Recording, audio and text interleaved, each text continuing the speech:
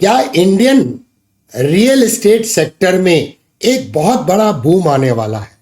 और अगर बूम आने वाला है दोस्तों, तो इन्वेस्टमेंट करने की अपॉर्चुनिटी होगी और अपने इन्वेस्टमेंट को ग्रो करने की अपॉर्चुनिटी होगी। तो इस वीडियो में हम इंडियन रियलिटी सेक्टर के बारे में चर्चा करेंगे, उसका एक ओवरव्यू लेंगे, उसके वैल्यूएशन को चेक करेंगे और उसके बाद प्राइस चार्ट में चलेंगे, जहां निफ्टी रियलिटी सेक्टर के इंडेक्स की एक एनालिसिस करेंगे और टारगेट को प्रोजेक्ट करने की कोशिश करेंगे, ताकि जो लोग निफ्टी रियलिटी सेक्टर के ETF में इन्वेस्ट करना चाहते हैं या इंडेक्स फंड में इन्वेस्ट करना चाहते हैं, उनको वो हेल्प कर सके। और साथ में हम 2 टॉप स्टॉक्स के बारे में चर्चा करेंगे, जिनमें पॉसिबिलिटी हो सकती है कि वो स्टॉक एक अच्छा रिटर्न दे सकते हैं। उसके हिस्टोरिकल प्राइस एक्शन को भी चेक करेंगे। तो इस वीडियो को दोस्तों लास्ट तक देखिएगा, ताकि सारे इनपुट्स आपके पास हो और एक आप वेल इंफॉर्म्ड डिसीजन लेने की पोजीशन में आ जाए। मैं DK सिन्हा आप सभी का आपके अपने चैनल के ऊपर मैं स्वागत करता हूं। इस वीडियो को अभी से लाइक कर लीजिए, चैनल को सब्सक्राइब कर लीजिए, बेल आइकन को हिट कर दीजिए नोटिफिकेशन के लिए। चलिए इस चर्चा की शुरुआत करते हैं।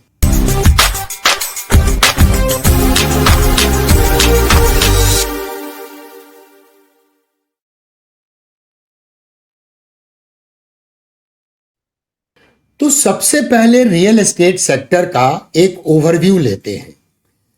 इसके 4 सब सेक्टर्स हैं दोस्तों, और वो 4 सब सेक्टर्स कौन है रियल एस्टेट के? वो है housing, retail, hospitality and commercial. तो ये 4 इसके सब सेक्टर्स हैं। और रियल एस्टेट सेक्टर को देखें तो ये इंडिया का सेकेंड लार्जेस्ट एम्प्लॉयमेंट जनरेटर है एग्रीकल्चर सेक्टर के बाद। अब बात करते हैं कि किसी भी सेक्टर को ग्रोथ करने के लिए कुछ ग्रोथ ड्राइवर्स होते हैं, और यदि वो ग्रोथ ड्राइवर्स फेवरेबल नजर आते हैं तो सेक्टर में ग्रोथ करने की संभावना बढ़ती है। तो रियल एस्टेट सेक्टर के पर्सपेक्टिव में, रियलिटी सेक्टर के पर्सपेक्टिव में डिस्कस करते हैं वो ग्रोथ ड्राइवर्स को। तो रियलिटी सेक्टर के बिजनेस में ड्राइवर्स क्या क्या हो सकते हैं? पहला कि उसका डिमांड सिनेरियो कैसा है। नंबर 2 कि अपॉर्चुनिटीज क्या नजर आ रही हैं। इसके अलावा गवर्नमेंट की पॉलिसी या गवर्नमेंट की पॉलिसी का जो सपोर्ट है वो क्या फेवरेबल है। इसके अलावा इन्वेस्टमेंट्स का क्या सिनेरियो नजर आ रहा है। चलिए इन 4 पैरामीटर्स को एक एक करके डिस्कस करते हैं। तो सबसे पहले डिमांड के ट्रेंड को देखते हैं। तो डिमांड, जो डेटा सेंटर्स का डिमांड है, वो 15 से 18 मिलियन स्क्वायर फीट होने की संभावना है बढ़ के 2025 में। ये सेविल्स इंडिया की रिपोर्ट है, उसके अनुसार मैं आपको शेयर कर रहा हूं। इसके अलावा ऑर्गेनाइज्ड रिटेल रियल एस्टेट है, जिसमें एक स्टेडी ग्रोथ रहने की संभावना है। और इसके बाद अगर हम लग्जरी होम्स की बात करें तो इसका सेल्स में 75% का जंप हुआ है 2023 में लग्जरी होम सेक्टर में, और इसका एक साइजेबल शेयर बन गया है ओवरऑल रियल एस्टेट सेक्टर में। अब बात करते हैं अपॉर्चुनिटीज की। तो इस सेक्टर के पर्सपेक्टिव में अगर हम देखें तो CAGR ग्रोथ प्रोजेक्टेड जो है वो 9.2% है, और ये फॉर द पीरियड 2023 से 2028 तक का ये CAGR ग्रोथ प्रोजेक्टेड है। इसके अलावा अगर हम बात करें तो ग्रोथ जो है वो urbanization, rental market expansion, appreciation in property prices के कारण ग्रोथ हो सकता है।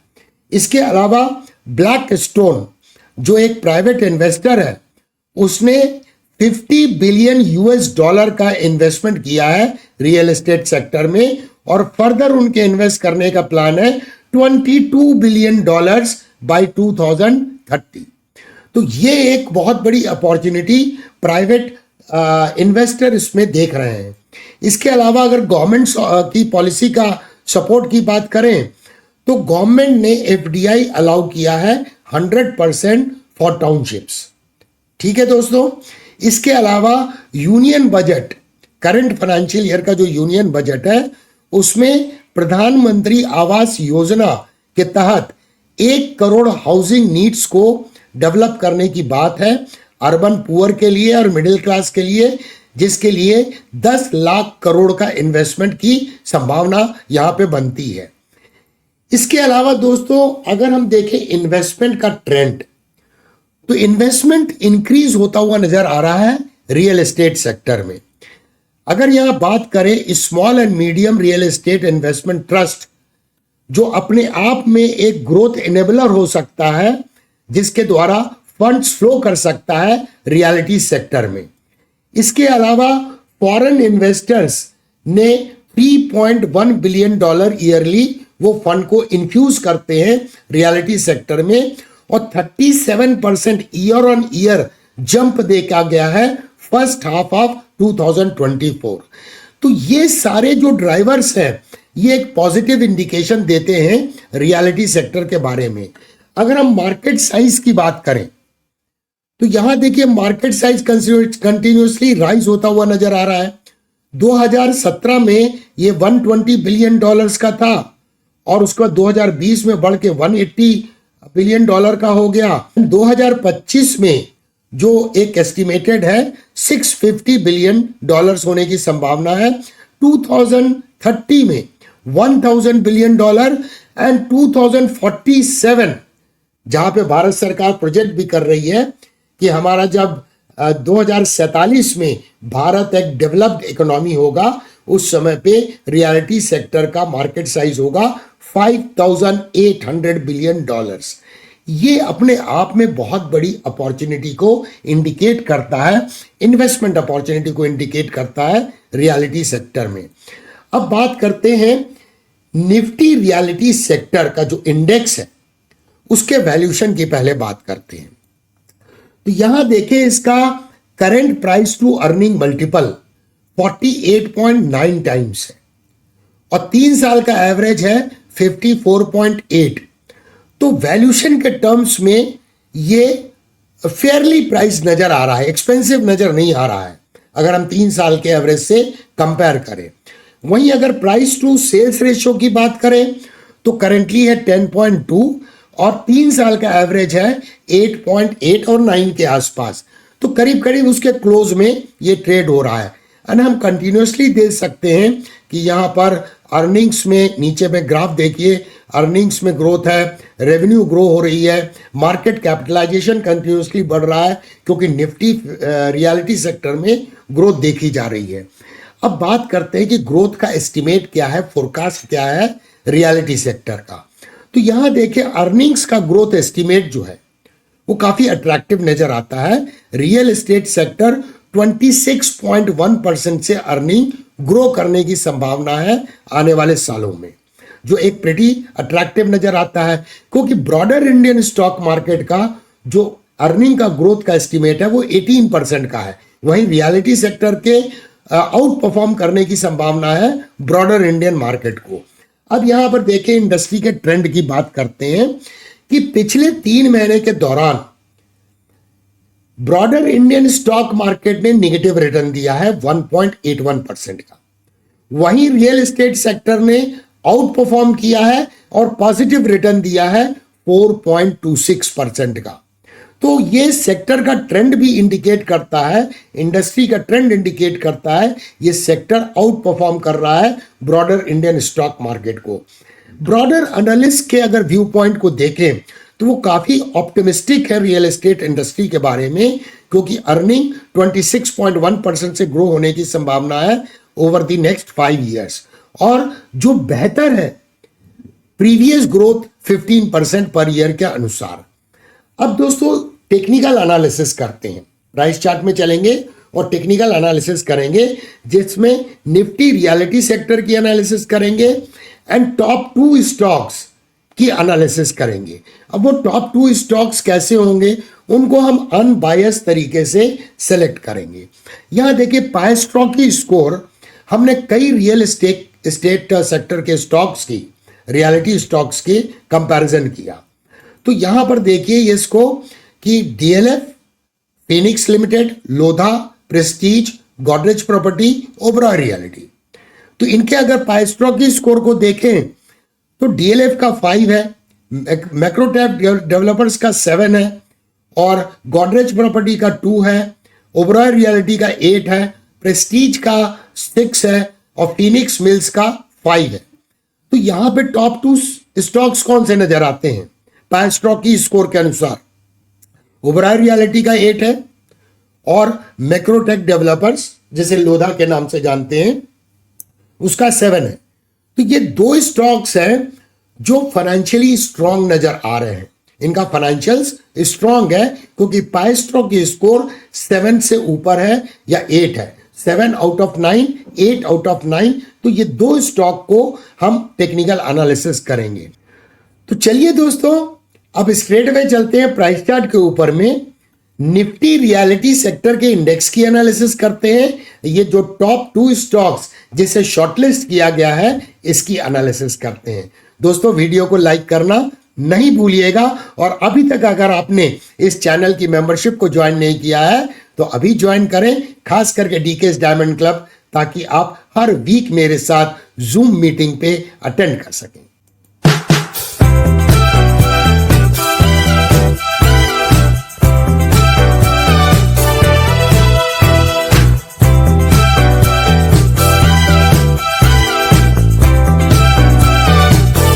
ये निफ्टी रियलिटी इंडेक्स का मंथली प्राइस चार्ट है, और ये इंडेक्स करंट मंथ में, जिसकी शुरुआत अभी थोड़े दिन पहले हुई है, क्योंकि हम ये एनालिसिस कर रहे हैं 10 दिसंबर 2024 को, इसने ऑलरेडी 6.7% का इस करंट मंथ में रिटर्न दिया है।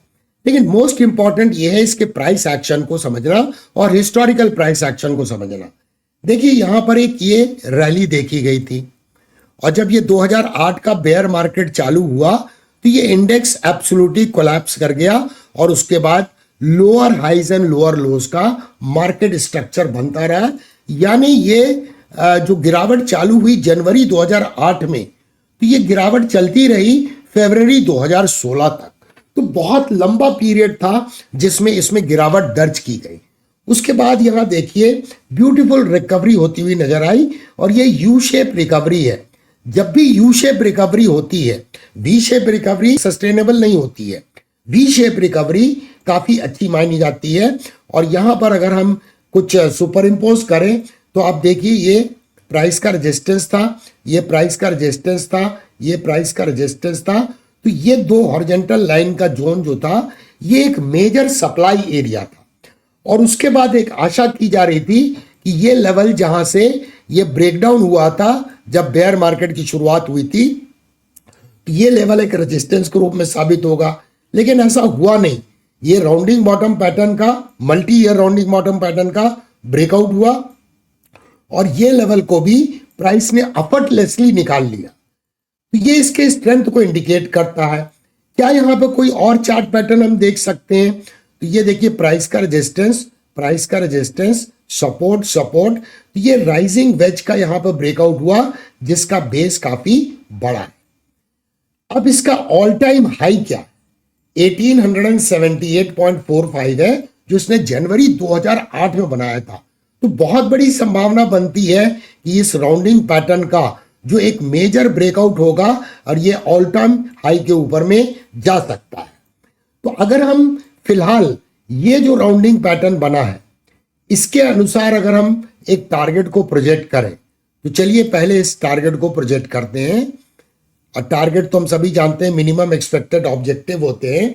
तो इस पैटर्न के अनुसार पहला टारगेट आता है 1459 का, और दूसरा टारगेट आता है 2577 का। जबकि 100% एक्सपांशन के टारगेट यूजुअली अचीव होते हैं। इसका तात्पर्य क्या होगा? अगर इस राउंडिंग बॉटम पैटर्न का ये 100% एक्सपांशन का टारगेट अचीव होता है, जो आता है 2577, इसका मतलब ये मेजर राउंडिंग बॉटम पैटर्न का ब्रेकआउट होगा, जो इसका अर्लियर ऑल टाइम हाई है, इसके ऊपर में प्राइस चली जाएगी। तो उसके बाद में एक बहुत मासिव ग्रोथ हम इसमें देख सकते हैं, और वो ग्रोथ इसको कहां ले जा सकता है? 8300। हमने मार्केट साइज किस तरह से ग्रो कर रहा है इसको देखा अभी थोड़ी देर पहले। तो ये उस लाइन में इंडिकेट कर रहा है कि ये पॉसिबिलिटी बन सकती है। अब ऐसा होगा नहीं होगा ये तो भविष्य में पता लगेगा, हम केवल एनालिसिस करके एक पॉसिबिलिटी एंड प्रोबेबिलिटी की चर्चा कर सकते हैं। फॉर एग्जाम्पल, अगर पहला टारगेट इस मेजर राउंडिंग बॉटम पैटर्न का in anticipation of its breakout अगर हम ये समझते हैं तो इसमें रिटर्न की कितनी बड़ी पोटेंशियल है, चलिए उसे निकाल के देखते हैं कि परसेंटेज टर्म में करंट लेवल से कितना रिटर्न ये दे सकता है। तो ये दोस्तों 600% के ऊपर रिटर्न दे सकता है। तो अगर हमने इसके ईटीएफ को भी इन्वेस्टमेंट करने के बारे में विचार किया और हम कोई स्टॉक स्पेसिफिक इन्वेस्टमेंट ना करते हुए तो भी 6 टाइम्स होने की संभावना बन सकती है आने वाले कुछ सालों में। अब यहां पर आप देखिए कि ये इंडेक्स का चार्ट कितना स्ट्रांगली डेवलप हो रहा है। इसके अलावा यहां देखें अगर तो ये एक बुलिश फ्लैग का ब्रेकआउट हो गया है। मैं आपको बुलिश फ्लैग ड्रॉ करके भी दिखा देता हूं ताकि जो बिगनर्स है वो समझ भी सकें टेक्निकल एनालिसिस। ये देखिए बुलिश फ्लैग का ब्रेकआउट हुआ है, प्रायर मंथ में बुलिश पिन बार बना करेक्शन के बाद में और करंट मंथ में उसका फॉलो थ्रू हो रहा है। तो अगर हम इस बुलिश फ्लैग के अनुसार एक टारगेट को प्रोजेक्ट करें तो क्या टारगेट निकलता है, तो आप देखिए इसका पहला टारगेट वही निकल रहा है जो ऑल टाइम हाई है और 100% एक्सपेंशन का टारगेट 2764 निकल रहा है। मैं अलग अलग तरीके से टारगेट निकाल के आपको यह समझाने की कोशिश कर रहा हूं कि ट्रेंड को फॉलो करने से हमें यह नहीं पता है कि मार्केट कहां तक जा सकता है। तो अल्टीमेटली बेस्ट स्ट्रेटजी क्या होती है, ट्रेंड को राइड करना, स्टॉप लॉस को ट्रेल करना। पहले बात करते हैं ओवरऑल रियलिटी की, इसको हम पहले भी कवर कर चुके हैं चैनल पे।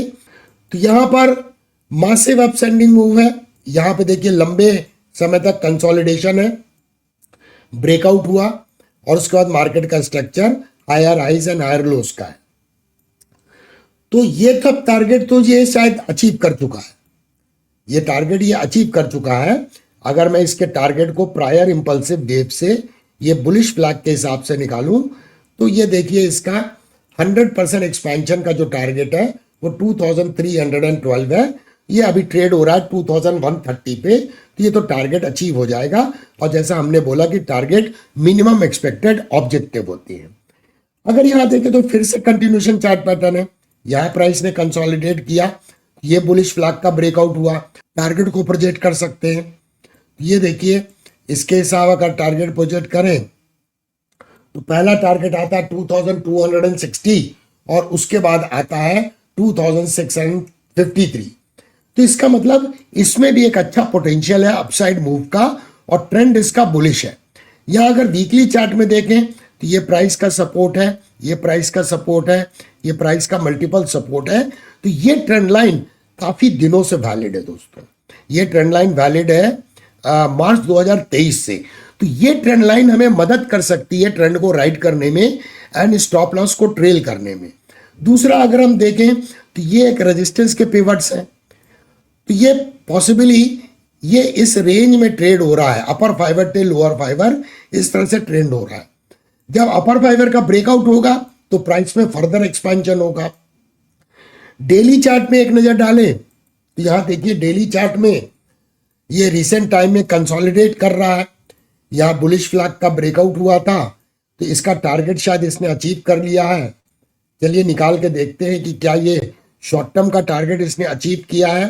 तो ये प्रायर इंपल्सिव वेव है, इसके हिसाब से प्रोजेक्ट करें तो ये देखिए इसने पहला टारगेट अचीव कर लिया है और उसके बाद ये प्राइस कंसोलिडेट कर रही है।